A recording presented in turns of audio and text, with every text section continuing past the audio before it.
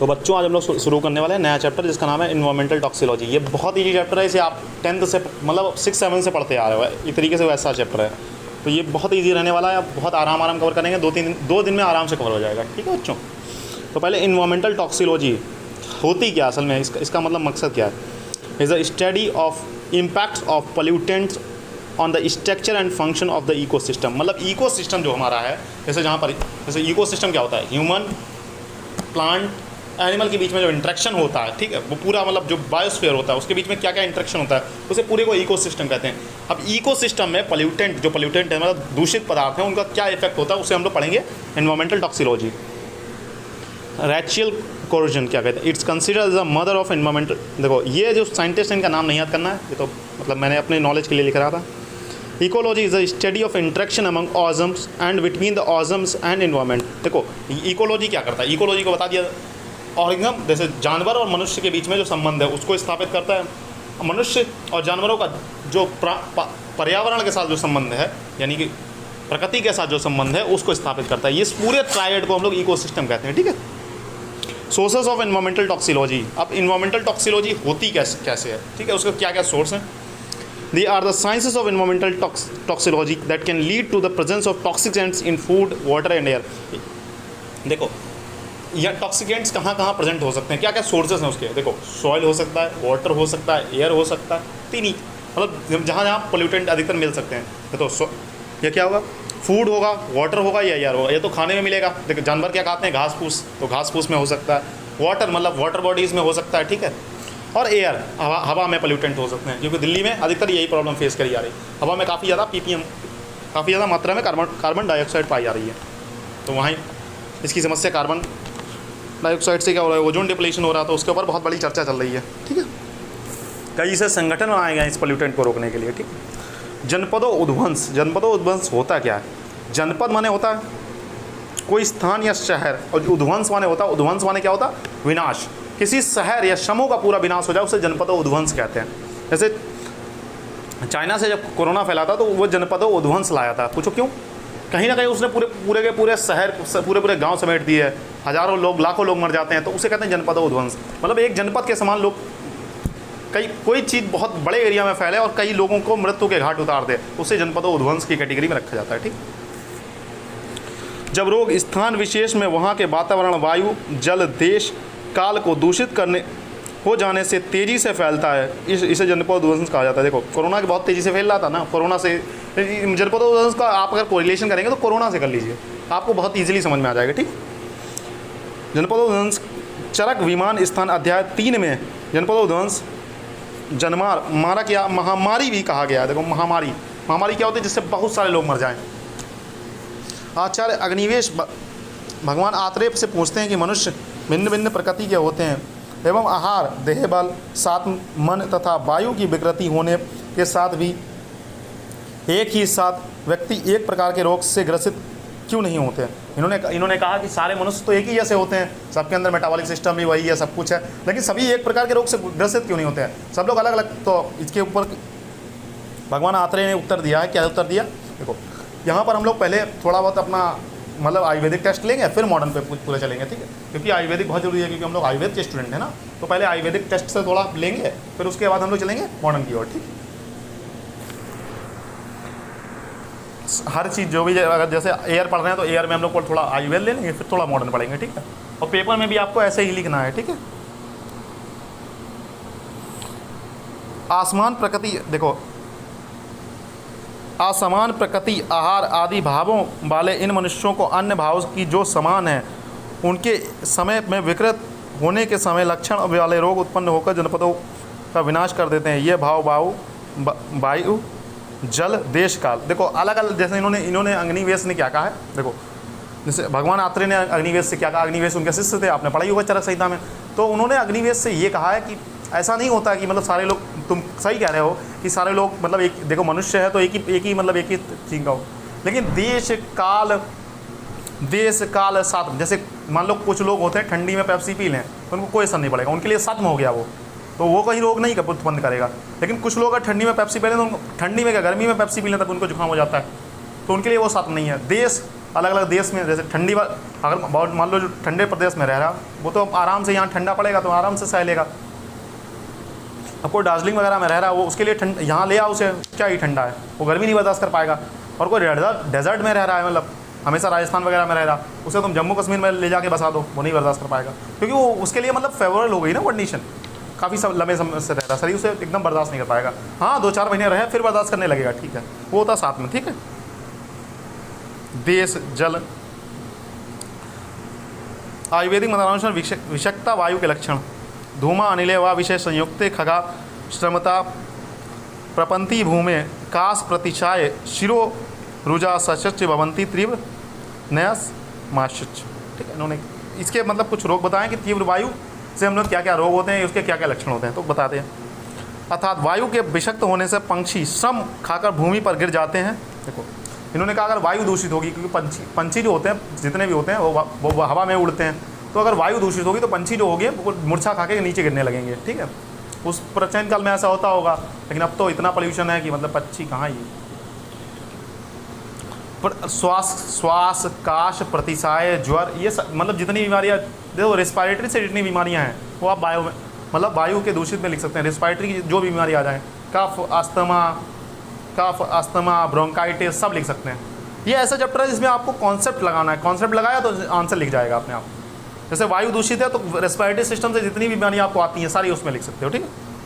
हम लोग पढ़ते हैं मॉडर्न इसका थोड़ा। Air pollution is obtain as a excess concentration of the foreign substance in the substance which affect the health of the individual can cause damage to the property, ठीक है। देखो air pollution बताया गया है, air pollution is any मतलब किसी भी फॉर्जन particle का हवा में मिलना, उसे कहते हैं एयर पोल्यूशन। कोई भी अनवांटेड फॉर्जन पार्टिकल्स अगर हमारी बॉडी में जाता है तो उससे हम लोग डिजीज़ करता है कहीं ना कहीं। ऐसे ही अगर कोई भी फॉर्जन पार्टिकल अगर पूरी हवा में आ गया है तो वो कहीं ना कहीं एयर पोल्यूशन में काम करेगा, चाहे वो डस्ट हो, स्मोक हो या कोई भी चीज़ हो, ठीक है। सोर्सेस ऑफ एयर पोल्यूशन, अब एयर पोल्यूशन के सोर्सेस क्या हैं, मतलब कहाँ कहाँ से एयर पोल्यूशन होता है। इमिशंस ऑफ मोटर व्हीकल्स, मतलब जो गाड़ियाँ चलती हैं उनसे धुआं निकलता है, उनसे हो जाता है। कफ अस्थमा लंग कैंसर, देखो इसके बाद क्या है, improper and excessive mining operation, अगर माइनिंग ऑपरेशन कहीं हो रहा है, मतलब माइनिंग हो रहा है तो इम्प्रॉपर तरीके से हो रहा है, ठीक है। Excessive use of coal, kerosene, oil etcetera, इसीलिए तो आजकल पता है उस पर एक संगठन बैठा हुआ है, कौन सा कोई संगठन बैठा है, ठीक है। तो वो क्या करता है, वो कहता है कहीं ना कहीं आप लोग इलेक्ट्रिक पे स्विच हुई है। क्यों इलेक्ट्रिक पे स्विच हुई है, कहीं ना कहीं कार्बन डाइऑक्साइड निकलती है। कार्बन डाइऑक्साइड क्या करती है, कहीं ना कहीं समुद्र को पिघला रही है, मतलब उसको ग्लेशियर को पिघला रही है। ग्लेशियर पिघल गया तो जितने भी बड़े बड़े शहर हैं, जो बड़े बड़े शहर हैं वो समुद्र तट के किनारे, जैसे हमारा मुंबई हो गया समुद्र तट के किनारे, लंदन जो हो गया वो समुद्र तट के किनारे है, यूएसए का वाशिंगटन वो भी समुद्र के किनारे है। तो कहीं ना कहीं ये जो सारे बड़े बड़े शहर हैं, जितने भी अदर कंट्रीज़ के बड़े बड़े शहर हैं वो समुद्र के किनारे हैं। अगर समुद्र का जल स्तर कहीं 11-12 मीटर भी बढ़ गया तो सारी चीज़ें डूब जाएंगी। मालदीव्स तो मतलब जल स्तर से थोड़ा ही ऊपर है, तो वो तो समेट जाएगा ना।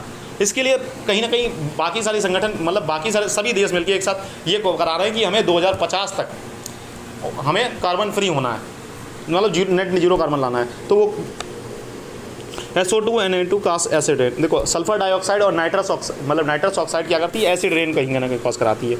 CFC पहले उनमें रेफ्रिजरेटर में आता था, अब CFC फ्री रेफ्रिजरेटर है। CFC कहीं ना कहीं ओजोन डिप्लेशन कराई थी, और ओजोन अगर डिप्लेशन हो गई, देखो ये आप हमेशा पढ़े हो गए, ओजोन का डिप्लेशन हो गया तो स्किन कैंसर हो जाएंगे, वही आई कैंसर हो जाएगा, वो तो आप पढ़ रहे। लंग डिसऑर्डर्स, कहीं ना कहीं लंग के डिसऑर्डर्स होंगे ही होंगे एयर पोल्यूशन, ठीक है। Cough asthma lung cancer allergy headache और टीबी हो सकता है, मतलब ट्यूबरक्लोसिस। CO2 से ग्लोबल वार्मिंग होता है, सी लेवल बढ़ेगा, ठीक है, बता दिया हूँ। CFC से क्या होगा, ओजोन डिप्लेशन होगा, लंग डिसऑर्डर्स ये भी पढ़ा दिया हूँ आपको, ठीक है। इसके बाद measures for air pollution control. अब हम लोग क्या क्या नियम, मतलब क्या क्या चीज़ इस्तेमाल कर सकते हैं। पहली बात तो हम लोग प्राइवेट वाहन का, जैसे जिन्हें अपने पास कार है तो कार लेके जाएं, पब्लिक ट्रांसपोर्ट से इस्तेमाल करें, ट्रेन से सफ़र करें, ठीक है, ज़्यादा से ज़्यादा। अगर घर में अगर एक लोग जा रहा है, मतलब कहीं ऑफिस वगैरह जा रहा है तो पब्लिक बस से चला जाए, प्राइवेट ट्रांसपोर्ट ना यूज़ करें। 4 लोग जा रहे हैं तो ठीक है, अगर अकेले तुम जा रहे हो तो अकेले के लिए कितना इन्वेस्ट करोगे, इससे बढ़िया तो पब्लिक ट्रांसपोर्ट यूज़ करो। दूसरी बात क्या है, दूसरी बात हम लोग इलेक्ट्रिक पर स्विच कर जाएँ ज़्यादा, जैसे जो गाड़ियाँ EV आ रही हैं उनका इस्तेमाल करें, तो उससे कहीं ना कहीं पोल्यूशन कम होगा। इसमें अपने मन से लिखना है, ये नहीं इसमें किताबी भाषा लिखोगे तो, किताबी रटना नहीं है इसमें, क्या क्या तुम मतलब स्टेप्स ले सकते हो जिससे तुम्हारा एयर पोल्यूशन कंट्रोल हो। बाहर माइनिंग नहीं करनी है, खेतों में जो पीआर होता है वो नहीं जलाना है, ठीक है, बेफालतू में कहीं आग नहीं जलानी है, चूल्हे पे हमें खाना वाना नहीं बनाना है, वही है साले। तो क्या हम लोग ज़्यादा से ज़्यादा पेड़ लगाएं, वृक्षारोपण करें, ठीक है। While unleaded petrol CNG EV in automobiles bike to reduce pollution. देखो ऑटोमोबाइल्स और बाइक में हम लोग EV का इस्तेमाल करें तो पोल्यूशन कहीं नहीं। Large use of public transport instead of private transport मैंने बता दिया, ठीक है। इसमें वही है, मतलब जो 8th 9th 10th में पढ़ते आ रहे हो कुछ खास नहीं है। अब आगाज तंत्र बहुत ज़्यादा कठिन है भी नहीं, जिस तरीके के बच्चे उसे भौकाल बनाए हुए, आगाज तंत्र बहुत कठिन है, बहुत कठिन है। जब आपको मैं वो पढ़ाऊँगा व्यवहार आएगा वो भी बहुत ईजी है, बहुत इंटरेस्टिंग है, पर बच्चे होता है उसकी किताब देख के बच्चे डरते हैं। डरना नहीं है, बहुत ईजी चीज़ें हैं। हम लोग जल के बारे में पढ़ते हैं, ठीक है। मैंने कहा था पहले मैं आयुर्वेद थोड़ा सा बताऊंगा, आपको लिखना भी ऐसा ही है, थोड़ा सा आयुर्वेद फिर मॉडल लिखना है। तो इससे पता है टीचर के ऊपर एक अट्रैक्शन अच्छा होता है, अच्छे नंबर देता है टीचर, ठीक है। अर्थात विष से दूषित जल पिच्छिल अग्नि गंध युक्त फेन युक्त एवं रेखाओं से पूर्ण होता है। इसमें रहने पर मेढक मछली इत्यादि मर जाते हैं। देखो अगर कोई भी जल में अगर कोई विषैला पदार्थ, जैसे अब हमारे यहाँ क्या कर रहे हैं, पास में कोई गड्ढा है, गड्ढे में क्या कर रहे हैं, इंडस्ट्री को देखी होगी, जैसे मतलब कोई इंडस्ट्री है, खाद वाली इंडस्ट्री है, वो पूरा गड्ढे में छोड़ दे रही है, तो कहीं ना कहीं सॉइल भी पोल्यूशन हो रहा है और कहीं ना कहीं नदी में सीधा छोड़े दे रहे हैं, ठीक है। हरिद्वार में आप जाएंगे कभी, जब आप वहाँ इंडस्ट्री देखेंगे, इंडस्ट्री जो हरिद्वार से आगे थोड़ा निकल के आएंगे तो वहाँ देखो पूरा जो कचरा है वो पूरा गंगा जी में छोड़ा जा रहा है। और वो लोग, अब ये सरकार कह रही है हम गंगा जी को स्वच्छ कर लेंगे, कैसे कर लेगी? एक तरफ आप कचरा छुड़वा रहे हो, पहले उस कचरे को तो रोको, उसी तरीके से छूटेगा, ठीक है। अब हम लोग पढ़ते हैं वाटर पोल्यूशन के बारे में, ठीक है। Any type of chemical physical और biological change in the quality of water is known as water pollution. कोई भी अगर या तो बायोलॉजिकल चेंज हो वाटर में या उसकी क्वालिटी में वाटर में चेंज हो जाए, जैसे ppm बढ़ जाए, मतलब डिजॉल्व जो माइक्रोब्स हैं वो बढ़ जाए अगर उसमें, तो समझ जाओ कि कुछ ना कुछ पानी में गड़बड़ है। अभी नहीं कहता, जब RO वगैरह लगाते हैं तो कहते हैं ppm चेक करो, ठीक है, TDS चेक करो, टोटल डिजॉल्व सॉलिड पार्टिकल उसमें कितना, अगर ज़्यादा होगा तो फिर problem. Main sources of water pollution organic pollutants, ठीक है, डिटर्जेंट वगैरह हम लोग मिला देते हैं तो वो पानी में। Inorganic pollutants acid salt toxic metals वगैरह मेटल्स, जहाँ पर मेटलर्जी वगैरह होती है, जैसे माइनिंग वगैरह हो रही, उसके बाद सीधा उसकी जो प्रोसेसिंग है वो सीधे नदी में छोड़ दिया, पूरा खेत दूषित हो जाएगा। खेत से अन्न उत्पन्न होगा, अन्न से अगर हम लोग खरीदेंगे तो हमारे कहीं ना कहीं किडनी और लीवर इसीलिए जा रहे हैं आजकल तुम लोग देख रहे हो प्रॉब्लम ये सबसे ज़्यादा कॉमन हो रही है कि हम लोग सही आहार खा रहे हैं, गेहूँ की रोटी खा रहे हैं, आराम से सात्विक आहार कर रहे हैं, फिर भी हमारी किडनी और लीवर चले जा रहे हैं। क्यों चले जा रहे हैं? क्योंकि कहीं ना कहीं पोल्यूटेंट हमारे सॉइल में घुस गया है, सॉइल से कहीं ना कहीं वो फूड में जा रहा है, फूड से हमारे कहीं ना कहीं इंटरनल ऑर्गन डैमेज कर रहा है। इसलिए आदमी की अब औसत आयु 60 वर्ष रह गई, पहले औसत आयु 70 वर्ष थी, अब घटिया देखना एक दिन 30-40 ही रह जाएगी, क्योंकि इतना पोल्यूटेंट्स हो गया है। डिस्कैरेज और डोमेस्टिक हॉस्पिटल का वेस्ट हम लोग सीधा डाल दिया, रेडियो एक्टिव सब्सटेंस कहीं ना कहीं डाल दिया, रेडियो एक्टिव वेस्ट सीधा नदी तालाब में छोड़ दिए, ठीक है। इससे डिसीज़ क्या हो सकती हैं? कॉलरा हो सकता है, फीवर हो सकता है, जॉन्डिस हो सकता है, मलेरिया हो सकता है, हेवी मेटल टॉक्सिसिटी क्या होगा, ब्रेन प्रॉब्लम्स हो सकती हैं, हो सकता है कि मछलियाँ जो हैं वो मर जाएँ, ठीक है। Bio magnification of heavy metal, bio magnification को टॉपिक को हम लोग डिटेल में पढ़ेंगे, इसलिए मैंने अंडरलाइन कर रखा। बायो मैग्नीफिकेशन का मतलब क्या होता है? मतलब वो चीज़ जैसे हम जैसे किसी मछली ने उसे 2 ppm में खाई, उसके बाद उसे किसी बड़ी मछली ने खाई वो 4 ppm में हो गई, फिर किसी चील ने खाया वो 8 ppm में हो गई, उस चील को हमने खाया 16 ppm में हो गई, हमें शेर ने खाया 32 ppm में हो गई। बायो मैग्नीफिकेशन मतलब बहुत ज़्यादा मात्रा उसकी लगातार धीरे धीरे बढ़ती जाए, ठीक है, उसे बायो मैग्नीफिकेशन। इसी में आराम से ये आपके मैं टॉपिक अलग से दिया गया, इसलिए बहुत डिटेल में पढ़ाऊँगा, इसकी कोई चिंता वाली बात नहीं। कंट्रोल ऑफ वाटर पोल्यूशन क्या करें? प्यूरिफिकेशन ऑफ कंटामिनेशन, हम लोग कंटामिनेशन को हटा दें, ठीक है, जो भी पोल्यूटेंट मिला है उसे हटा दें। तो वो सीवेज ट्रीटमेंट प्लांट आपने उन्हें पढ़ा होगा 11th या 12th में, सीवेज ट्रीटमेंट प्लांट उस तरीके से कर सकते हैं। फिजिकल मेथड क्या? डिस्टिलेशन या बॉइलिंग से करते हैं। केमिकल मेथड स्टेलाइजेशन या डिसइंफेक्शन के। फिल्ट्रेशन जो हम लोग RO वगैरह में करते हैं, क्या करते हैं? रिवर्स ऑस्मोसिस करते हैं, ठीक है। आप भूमि परीक्षा पढ़ने वाले हैं। भूमि में क्या होता है? देखो पहले हमने पढ़ी वायु, फिर हम पढ़े जल, उसके बाद होता है भूमि। इन्हीं 3 जगह पर अधिकतर पोल्यूशन होता है फिजिकल में, अगर हम लोग बात करें।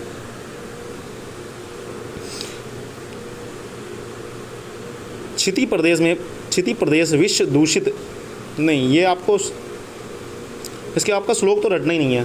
अर्थात विश्व दूषित भूमि प्रदेश शिलापुष्ट तीर्थ दुड़ान ऊषर भूमि मैदान या गाय घोड़े ऊँट गधे तथा मनुष्य को जिस अंग में से स्पर्श करता है वह अंग शोध एवं दाह युक्त हो जाता है तथा रोम नख इत्यादि गिर जाते हैं। अब इन्होंने कहा है कि अगर कोई दूषित भूमि है, जैसे कोई बहुत ज़्यादा कोई एरिया बहुत ज़्यादा पोल्यूटेड है, अरे इसे मैं एक तरीके से बताऊँ, जैसे हिरोशिमा और नागासाकी में अभी बम ब्लास्ट हुआ था 1945 में, आज भी वहाँ अगर कोई बच्चा पैदा हो तो लगड़ा लुगड़ा पैदा होता है। वो कैसे हो रहा है? वो सॉइल पोल्यूशन की वजह से हो रहा है। वहाँ पर सॉइल कहीं ना कहीं पोल्यूटेड है भाई, एयर तो चली गई होगी ना वहाँ की, एयर कोई स्टेशनरी तो है नहीं, तो वहाँ का सॉइल ही पोल्यूटेड होगा। वहाँ पर अगर कोई चीज़ जन्म लेती है तो कहीं ना विकृति उत्पन्न होगी, इसमें यही लिखा हुआ है। लैंड और soil pollution, degeneration and destruction of the earth surface and the soil directly or indirectly as a result of human activities। मानव कृत्य द्वारा अगर किसी भी स्थान को दूषित किया जाए उसे सॉइल पोल्यूशन कहा जाता है, अगर हिंदी भाषा में समझें। विषाक्त भूमि शोधन कैसे करते हैं? देखो पहले भूमि को पढ़ लेते हैं, फिर विषाक्त भूमि शोधन बाद में पढ़ लेंगे। ये थोड़ा टॉपिक छूट गया था इसलिए मैंने अलग से लिख दिया, ठीक है। सोर्सेज क्या है? एग्रीकल्चर सोर्सेज हैं, पेस्टिसाइड वगैरह हम लोग ज़्यादा यूज़ कर रहे हैं। माइनिंग सोर्सेज क्या है? माइनिंग की हमने, जो उसका वेस्ट निकला वो सीधा सॉइल किसी खेत में डाल दिया, किसी जगह पर डाल दिया, वो फिर क्या हो गया? भूमि ऊसर हो जाती है फिर, ठीक है। उसके बाद इंडस्ट्रियल वेस्ट, पेंट, केमिकल्स वगैरह सीधे फेंक दिया किसी भूमि पर। सीवेज ट्रीटमेंट वेस्ट, जो सीवेज से हमें ट्रीटमेंट हुआ उसको हमने डाल दिया, ठीक है। डिफॉरेस्टेशन मेन कॉज है। अब लैंडस्लाइड पहाड़ों पर क्यों हो रही है? वहाँ पर सब कुछ तो काट डाले हो, पेड़ पौधे सब काट डाले हो, वही तो सॉइल को बाइंड करके रखता था कहीं ना कहीं, इसलिए अब लैंडस्लाइड धड़ाधड़ हो रही हैं। ऑयल रिफाइनरीज क्या करती हैं? ऑयल रिफाइनरीज हैं, वो कहीं ना कहीं ऑयल जब जहाँ पर निकलता है, जैसे हमारे यहाँ सबसे बड़ी है एशिया की सबसे बड़ी रिलायंस वो क्या करती है? रिलायंस मान लो ठीक करती होगी, कहीं ना कहीं वो ट्रीटमेंट करती होगी। जो छोटी मोटी रिफाइनरीज हैं वो क्या करती हैं? सीधा सॉइल में छोड़ देती हैं। एक गड्ढा बनाया, गड्ढे में पूरा छोड़ दिया, वो उस जगह की लगभग 1 किलोमीटर तक की भूमि दूषित कर देगा ना। न्यूक्लियर वेस्ट है तो पूरा मतलब 10 किलोमीटर तक वेस्ट पूरी भूमि खराब कर दी। अब 10 किलोमीटर की तुमने भूमि खराब कर ली, उसमें जो अन्न उत्पन्न होता था वो कम उत्पन्न होगा। अन्न अगर कम उत्पन्न होगा, कहीं ना कहीं लोग अडल्ट्रेशन करेंगे, मिलावटी काम करेंगे। भाई खाने वाले 100 लोग हैं, अन्न है 50 लोगों के लिए, 50 लोगों के लिए मिलावट की जाएगी तो आप लोगों में बीमारियाँ पैदा होंगी। इफेक्ट ऑफ सॉइल पोल्यूशन का क्या क्या इफेक्ट होता है? जो भी हम लोग अन्न खाते हैं उससे हार्ट अटैक, मेटल कॉन्टामिनेशन, वही सारी चीज़ें जो एयर वाली हैं वही इसमें लिखनी है। Unfiltered ground water food poisoning करेगा, डायरिया करेगा, डिसेंट्री करेगा। डायरिया मतलब अतिसार, दस्त करेगा। Lack of mineral in soil, अगर सॉइल में मिनरल खत्म हो गया, मतलब हमने उल्टी सी चीज़ डाली, पेस्टिसाइड फूड डाला, मिनरल खत्म हो गया तो हम लोग जो खाना खा रहे हैं उसमें मिनरल है ही नहीं। अब पता लगा आयरन, जब महिलाएं प्रेग्नेंट होती हैं उन्हें आयरन की अलग से सिरप देनी पड़ती। पहले महिलाओं को नहीं देनी पड़ती थी। क्यों नहीं देनी पड़ती थी? क्योंकि पहले क्या आहार इतना पौष्टिक हुआ करता, सारा आयरन मिल जाता। अब आहार में है ही नहीं आयरन, दे अलग से। डिक्रीजिंग द O2, देखो कहीं ना कहीं इसका सॉइल पोल्यूशन क्यों हो रहा है? क्योंकि कहीं ना कहीं O2 कॉन्सेंट्रेशन कम हो रहा है। क्यों? कहीं ना कहीं O2 भी नेसेसरी, देखो CO2 भी नेसेसरी है, O2 भी नेसेसरी है। अब प्लांट है ही नहीं, ठीक है। प्लांट हम लोग काटे जा रहे हैं, कहीं यहाँ काटे, वहाँ काटे, यहाँ रोड बनाया, वहाँ मकान बनाया, पूरा डिफॉरेस्टेशन करे पड़े। डिफॉरेस्टेशन करें, कहीं ना कहीं सॉइल उससे दूषित हो रहा है। कंट्रोल ऑफ सॉइल पोल्यूशन क्या कहते हैं? रिड्यूस ऑफ, मतलब हमें पेस्टिसाइड का कम इस्तेमाल करना चाहिए। रीयूज़ ऑफ वेस्ट, मतलब हमें वेस्ट को किस तरीके से रीयूज़ कर सकते हैं। और रिसाइकल ऑफ थिंग्स, मतलब जो चीज़ें इस्तेमाल दोबारा कर सकते हैं उन्हें रिसाइकल करके दोबारा इस्तेमाल करें। कंट्रोल यूज़ ऑफ केमिकल्स, हमें पेस्टिसाइड कम यूज़ करना है, फर्टिलाइजर्स ही कम यूज़ करना है, हर्बिसाइड को कम मात्रा में यूज़ करना। मतलब यूज़ तो करो, देखो यूज़ नहीं करो फसल ख़राब हो जाएगी, फिर कमाओगे क्या? इन कम मात्रा में यूज़ करो। धड़धड़ा, वो लोग पता है धड़धड़ा के यूज़ करते हैं, धड़धड़ा के नहीं यूज़ करना, ठीक है। और हो सके कोई ऑर्गेनिक वाला, अगर ऑर्गेनिक वाला हार्बिसाइड हो, पेस्टिसाइड हो तो वो ज़्यादा सही रहेगा। ऐसे फर्टिलाइजर में हम लोग क्या इस्तेमाल कर सकते हैं? गाय का गोबर इकट्ठा किया, आराम से अपने खेतवा पे डाल दिया, ठीक है, वो ठीक है। Proper dumping of waste product, मतलब वेस्ट प्रोडक्ट का प्रॉपर डंपिंग करना है, रिफॉरेस्टेशन करना है, प्लांटिंग मोर ट्रीज करना, इस तरीके से हम लोग इसे रोक सकते हैं। Creating dumping ground away from agriculture and residential land, जो मतलब डंपिंग, जैसे कहीं पर हमें कूड़ा उड़ा जमा करना है तो उससे शहर से या जहाँ पर खेती हो रही है उससे दूर, मतलब कोई ऊसर भूमि है जहाँ पर बिल्कुल खेत करने का लायक नहीं, वहाँ पर आप करें, ठीक है। एक ये पॉइंट रह गया था। विषाक्त भूमि शोधन अब कैसे करते हैं? सराइबा एलादी शुरा को पीस कर काली मिट्टी मिलाकर छिड़काव करें, ठीक है। या फिर ये कर सकते हैं, विडंग पाठा अपरजिता के क्वाद के साथ विषाक्त स्पक अंगों का परिचय। अगर तुम्हारे कोई बीमारी हो गई, जैसे मतलब अगर विषाक्त तुमने भूमि छू ली है तो उसका ये ट्रीटमेंट है। और उसका भूमि का कैसे ट्रीटमेंट करते हैं? सराइबा मिलाने एलादी और शुरा को काली मिट्टी में पीस कर छिड़काव